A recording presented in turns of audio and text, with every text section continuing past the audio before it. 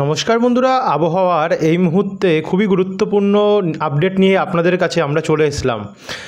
আগামী 23 তারিখ বুধবারে বঙ্গোপসাগরের মধ্যভাগ থেকে নতুন করে ঘূর্ণাবর্ত অর্থাৎ নিম্নচাপ তৈরি হচ্ছে।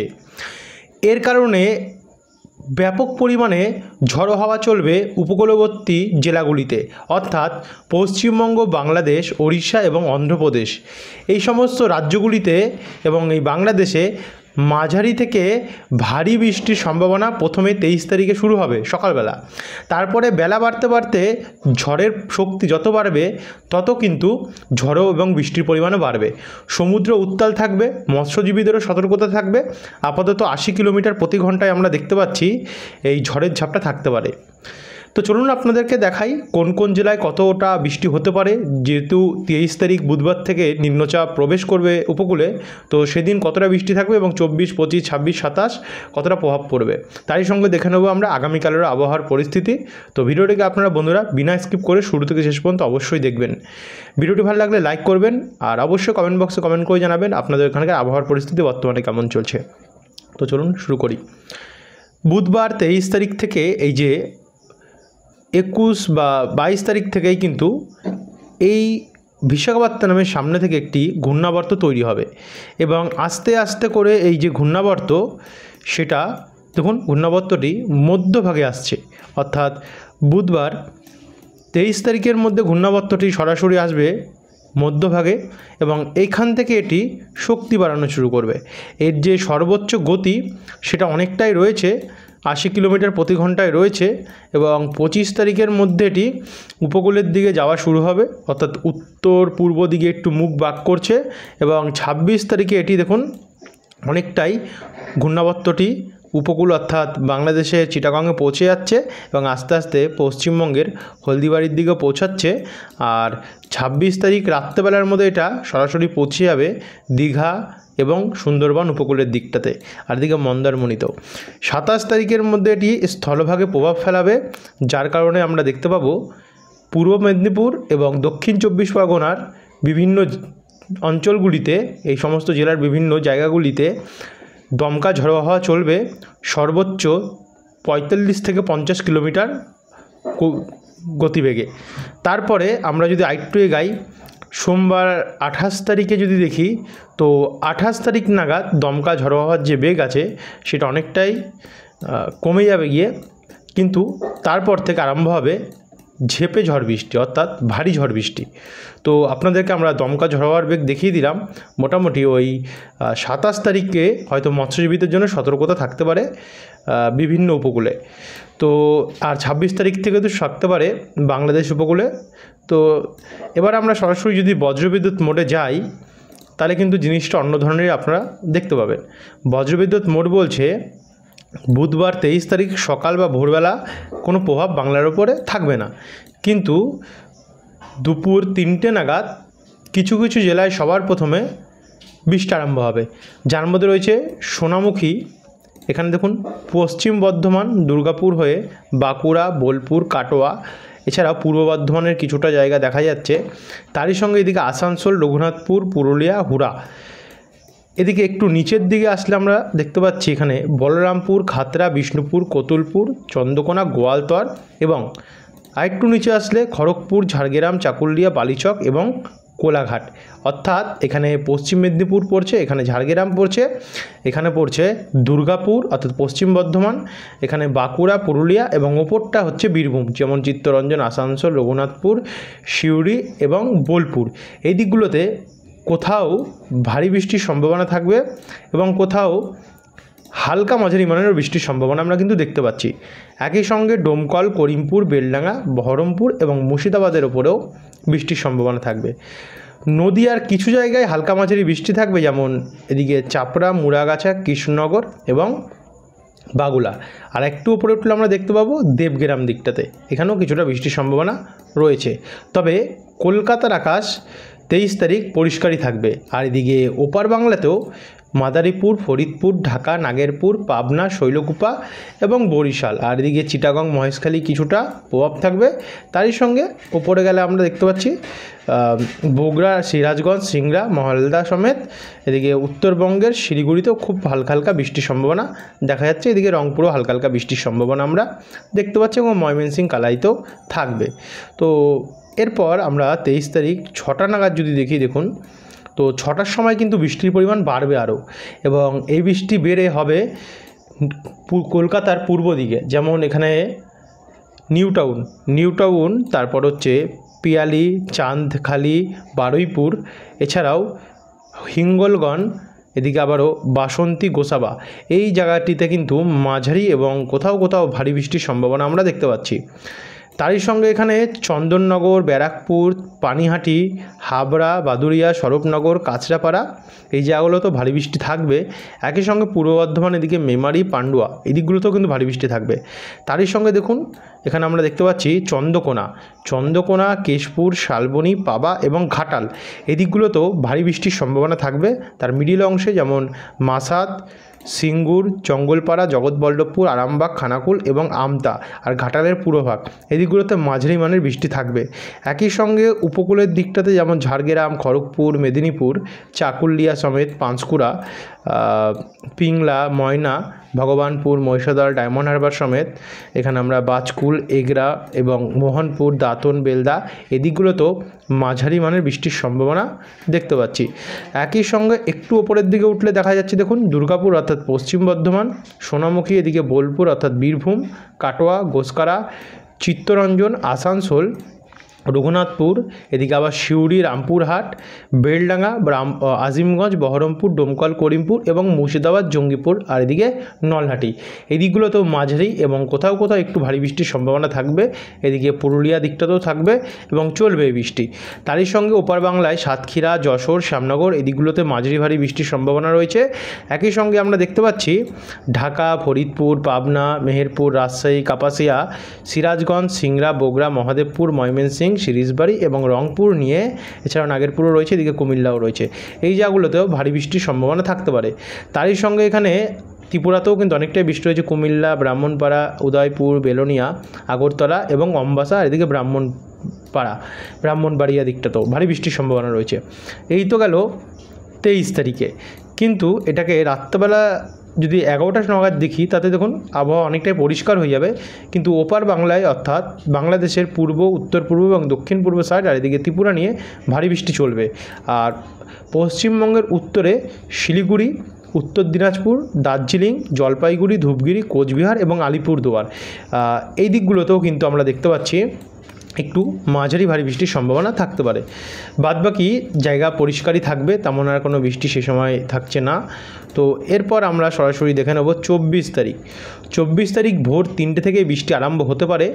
যেমন সবার প্রথম হতে পারে বীরভূম, পশ্চিম বর্ধমান, বাঁকুড়া, পুরুলিয়া আর এদিকে ঝাড়গ্রাম আর পশ্চিম মেদিনীপুর, খড়গপুর নিয়ে এই জেলাগুলি নিয়ে মাঝারি মানের বৃষ্টি থেকে আরম্ভ হবে। এদিকে আবার আসানসোল, চিত্তরঞ্জন, রঘুনাথপুরও রয়েছে এবং আস্তে আস্তে করে এই যে বৃষ্টি সেটা কিন্তু বাড়তে থাকবে। তো 6টার সময় গেলে দেখুন বৃষ্টিটা চলে আসবে পূর্ব দিকে, এবং পূর্ব দিকে আসার কারণে এখানে কলকাতা অর্থাৎ উত্তর এবং দক্ষিণ 24 পরগনা, এদিকে হুগলি আর এদিকে হাওড়া, আর এখানটাতে একটু উপরে উঠলে আমরা দেখতে পাচ্ছি পূর্ব বর্ধমান এবং নদিয়া, আর তারই সঙ্গে এখানে বহরমপুরের দক্ষিণ ভাগটাতে এই জায়গাগুলিতে কিন্তু মাঝারি মানের বৃষ্টির সম্ভাবনা থাকবে, যার মধ্যে একটু জুম করলে আমরা দেখতে পাচ্ছি কলকাতা, নিউ টাউন, হাবড়া, ভাদুরিয়া, স্বরূপনগর, পানিহাটি, ব্যারাকপুর, সিঙ্গুর, মাসাদ, জঙ্গলপাড়া এবং দাসঘরা, মেমারি, বর্ধমানের পূর্বভাগ, মন্তেশ্বর, এদিকগুলোতে কিন্তু মাঝারি মানের বৃষ্টির সম্ভাবনা এবং কোথাও কোথাও একটু ভারী থাকবে। তার সঙ্গে কোলাঘাট, বালিচক, চন্দ্রকোনা, খড়গপুর, কতুলপুর, বিষ্ণুপুর, আরামবাগ, সোনামুখী, দুর্গাপুর, বোলপুর, সিউড়ি, এবং করিমপুর ডোমকল এদিকগুলোতেও বৃষ্টি থাকবে। আর উত্তরে যদি যাই তাহলে উত্তরে কিষানগঞ্জ এবং কারানদিঘি অর্থাৎ উত্তর দিনাজপুর সাইডটাতে একটু বৃষ্টি হতে পারে। শিলিগুড়ি পরিষ্কার থাকবে এবং বাদবাকি জায়গাগুলিতেও পরিষ্কার থাকবে। এদিকে রংপুরের পশ্চিমভাগে ঠাকুরগাঁও এবং দিনাজপুর সাইডটাতে একটু বৃষ্টি হতে পারে।